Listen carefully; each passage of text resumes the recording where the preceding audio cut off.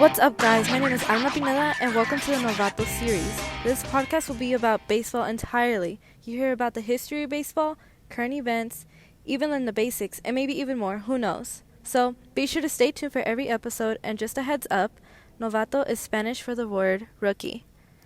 Okay, so our first episode of the series will be, drumroll please, the story of the Green Diamond. Now, I'll be honest with you guys, this is a little bit of a history lesson, but trust me, it'll be worth listening to.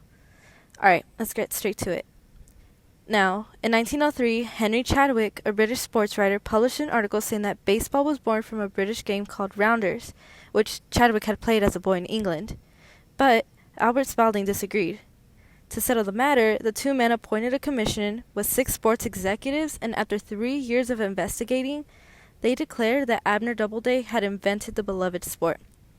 What's funny is that Doubleday had no idea, and this was a total surprise to him. But 15 years after his death, he was still appointed as the father of the game. Here is where the facts of the origination come in. John Thorne is an official historian of Major League Baseball, and he said that the idea of Doubleday having invented baseball is a total myth. So great, now we're back to square one.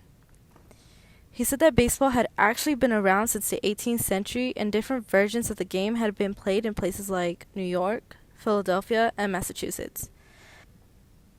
The versions varied from not being able to lead off or not even having to stay on the base path. Can you imagine that now? Try to picture Yasiel Puig running around the outfield and the opposing team trying to tag him out. It's a good thing we set rules, right? In September 1845, a group of New York City men founded the New York Knickerbocker Baseball Club. They made a whole new set of rules that formed the basis for modern baseball. Their rules called for a diamond-shaped infield, foul lines, and the 3-strike rule. They also abolished the dangerous practice of tagging runners by throwing balls at them. Then, in 1846, the Knickerbockers played the first official game of baseball against a team of cricket players in New Jersey. Okay, so baseball wasn't really a hit at first. No pun intended. People thought it was boring, so gamblers found a way to make it interesting and also found ways to make a profit. They started to take bets on the side, and that enticed adult males to watch the game. Without the gambling aspect, there would be no individual stats, and there would be no box scores, which is kind of crazy when you think about it. As always, though, corruption started to begin and took root inside the game. Players were paid to fix the game and specifically throw a certain pitch that would be in someone else's favor. 1919 was the first scandal ever when the Black Sox committed the crime of game fixing. To this day, it is one of the biggest scandals in baseball history. As the game grew, so did the expenses. Individuals started to make teams and hire players and pay them a regular salary. In 1869, the Cincinnati Red Sox decided to become a professional team. They recruited the best players around the world and won 65 games and lost none. Some fans wanted the league to stay at an amateur level, but they eventually realized that they would never be able to beat a professional team, so they joined in. The amateur teams started to go away, and with that, in 1871, the National Association became the first professional baseball league. The National Association turned into the National League in 1875 because fans started to lose trust in the league with all the gambling that was going on. Instead of players owning the teams, businessmen were now in charge and started the idea of player contracts. After a while, though, the players started to complain about the fact that they were not being paid fairly, and this eventually led to free agency being born.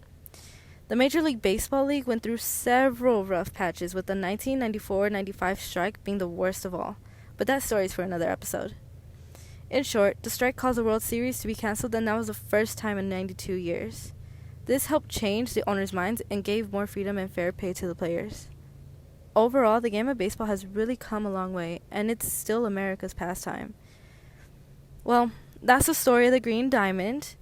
This isn't even close to being the entire story, so again, make sure to stay tuned to hear about the good and the bad of baseball, but mostly the good.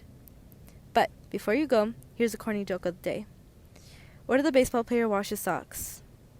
You don't know? I'll tell you. In the bleachers. Sorry, that was bad.